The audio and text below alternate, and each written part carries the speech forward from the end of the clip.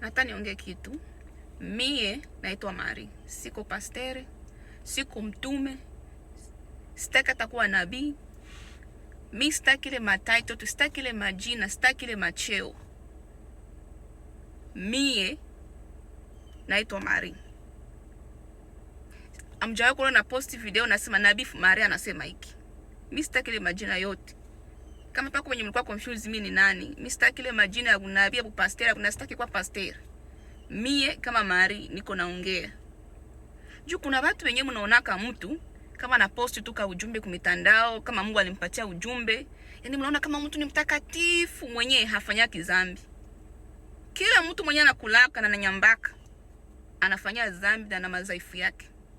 Na hakuna siku yenye mimi nishasema kama mie niko mtakatifu sikwe na dhambi. Mimi hapa na machafu yangu, nina madhaifu yangu, na kila mtu mwenye anaitwa binadamu anakuwa na matatizo yake. Kuna watu wengine mko naanguka ovyo kwa sababu hamuna akili. Unakutana unaona tu mtu anaitwa pastor, unamwona kama ni malaika mwenye afanye dhambi akwe na machafu yake. Una mtu anaitwa mtume, unamwona kama afanye dhambi hakwake na madhaifu yake. Kila mtu mwenye anaitwa binadamu iko na madhaifu yake. Hakuna siku mimi niliambia mtu anaone kama niko mtakatifu. Kuna watu wenye mlikuwa mnaona hapa kwa mitandao nakuja kusema vitu venye Mungu alinionyesha, venye niliona, venye Mungu alinionyesha. Alafu wewe unaweza nifikiria maybe niko mtakatifu sana, sifanyie dhambi. Na alikwambia vile?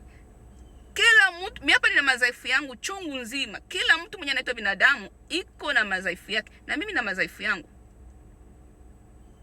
Yani ba mingi amko sawa mabichwa. Yani kuna situation ilitokea kuhusu pastor fulani hivi. Batu bakaanza kusema baba siri wema siku sitakuwa tena naenda kwa kanisa. Uko pumbafu. Yani kisa ujishio kifuju tuko pumbafu. Kama unafika hapa pastori abafanyia madhambi ama abana madhaifu yao, uko pumbafu tena hauenezi mkichwa. Kila mtu mwenye anaitwa binadamu ana machafu yake na madhaifu yake. Kama pastori wako alifanya dhambi ama walimkamata kwa lala na mtu, njoo utafika naacha mara moja kwa Mkristo. Wengine naachana Biblia.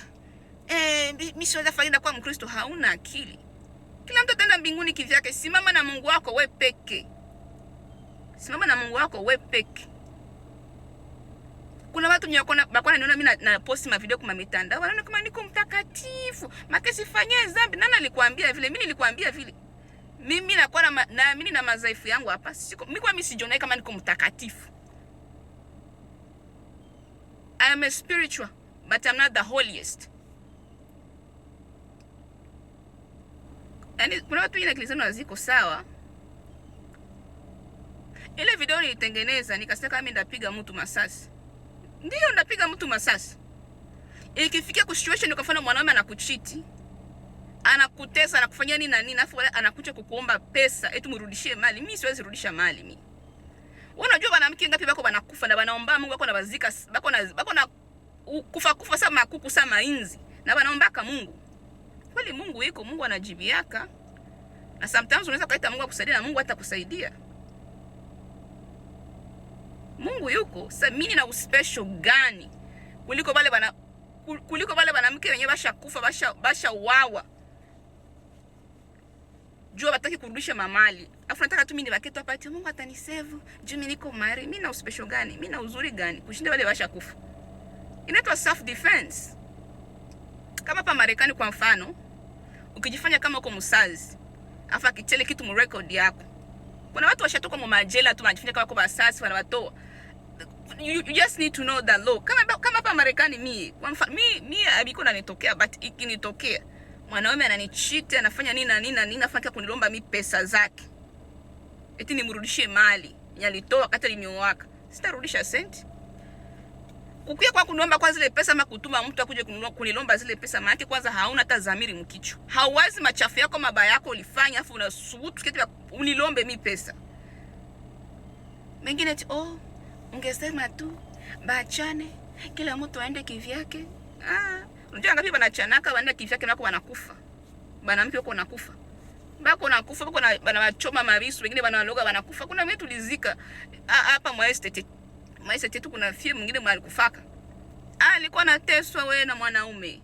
Akakimbia akatoka kaenda kwao na wakamloga salikufa. Jua sitarudisha naye pesa. Alafu mie ndio nione kama mtakatifu, Mungu atanisave mie. Mi self defense. Mimi akinikuja mimi kulomba, mimi najua mimi sitarudisha pesa. Kwa mie niolewa na mwanamume ani cheat yani nini afanye kunilomba pesa, sitaki nirudishe pesa juu sitaki kuishi naye. Mimi sitarudisha cent. And I'm not gonna go back on that. Mie sitarudisha hata senti. And I will defend myself. Wanawake wengi wako wanakufa. Na kama huko mtu unakuwa na shauria mtu mwenye yuko na teso mabunyumba mwandoa, yuko napigiwa cha uvumilia, umwombe, mko wa lows.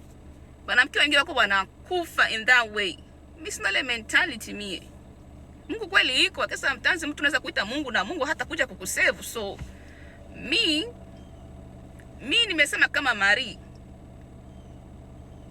kama unaniona kutokana na vitu vyenye niko nasema nafanya kama mjakazi wa Mungu, sawa, unaweza kuniita mjakazi wa Mungu, lakini mimi ni Marie.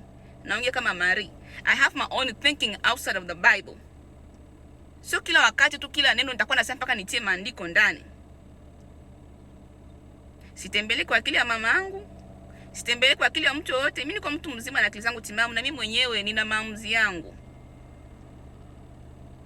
So tuache kusumbuana. Sikukwambia kwa unione kama niko nabii, niko mtume, niko pastor. Mimi siko vile vyote. Sitakata ile matatu. Hata ukiangalia kwa channel yangu ya YouTube wakati nilikuwa na post ma video kama yenye Mungu alinionyesha. Nilikuwa sijiiti nabii Marie, nilikuwa sijiiti evangelist Marie, nilikuwa sijiiti pastor Marie. Kama Mungu ashanipatia ujumbe, nikishakuja nishashare na nyie, ukipenda usikie, ukipenda usisikilize, sawa, lakini usinione kama mimi niko mtakatifu sana ama sifanyie dhambi. Watu wengi hamuna akili. Yaani unaweza na mtu anakuwa kana anasema kwa ujumbe kenye Mungu alimpatia, mnamuona sana ni ule njoo mtakatifu mwenye hafanyie dhambi. Mimi sijionaki vile, nina madhaifu yangu. So mwache kuwa na wazia watu vitu vya vile. I am not who you have created in your head. Yani sijui kama Afrika wengi mna akili gani. Kama mie zamani, hata sometimes right now, nilikuwa siongeaki sana. Watu wengi wakafika mimi nakuwa bubu, juu sipende kuongea, mimi naongeaka. Naongeaka na wenye najisikia kuongea nawe. Na kama sipendi kuongea na wewe, haijamaanisha kama niko na kiburi, haijamaanisha kama nakuchukia. Yani unakutana kuna watu wenye akili zao ziko sawa. Yani una kipindi mimi watu walikuwa wananifanyia kama mifano. Bazazi watoto ba mingi. Oh, mkwe mpole sana Marie, mkwe mpole sana nini. Kweli mimi sometimes sipendaki kuongea. Lakini haijamaanisha kama mimi sina madhaifu yangu. Mimi pia nina madhaifu yangu. Kuna kipindi hata kuna wengine wafia walikuwa wananichukia kwa sababu mama yao walikuwa wanaambia eti wakoe sami. Unakuta mtu anaanza kunichukia for no reason. Mimi sikutuma mama yako anifanyie kwa mfano. We just need to do better my African community.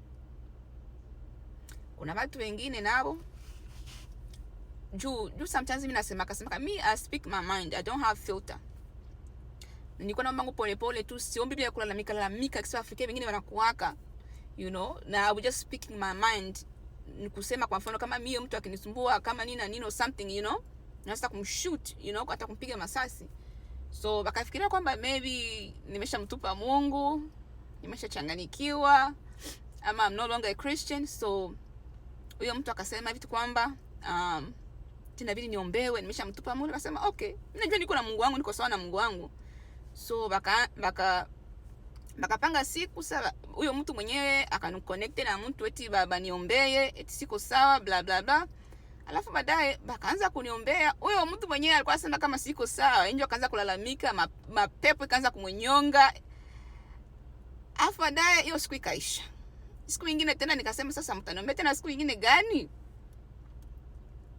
Alafu baadaye akasema kama alikorogana kama wale watu wenyewe watafuta kuniombea. Ule mmoja kanaambia tu yule mwenzake eti anakuwa na wanawake wawili, yako haki sawa nini na nini. Hata hiyo siku wakati balianza kwanza kuniombea, ule mwingine mapepo ikaanza kucharuka. Sasa balianza kwamba vile mapepo kacharuka kama nini na nini, wakaanza kuniambia eti oh mie nothing happened to me, hakuna kitu kilitokea kwangu eti kwa sababu mimi sikujifungua moyo wangu mbele za Mungu. Nilikubali kuja mniombee kwa sababu nilifika niko kufanya dhambi, lakini hakuna kitu kilitokea. Tuache kusumbuana.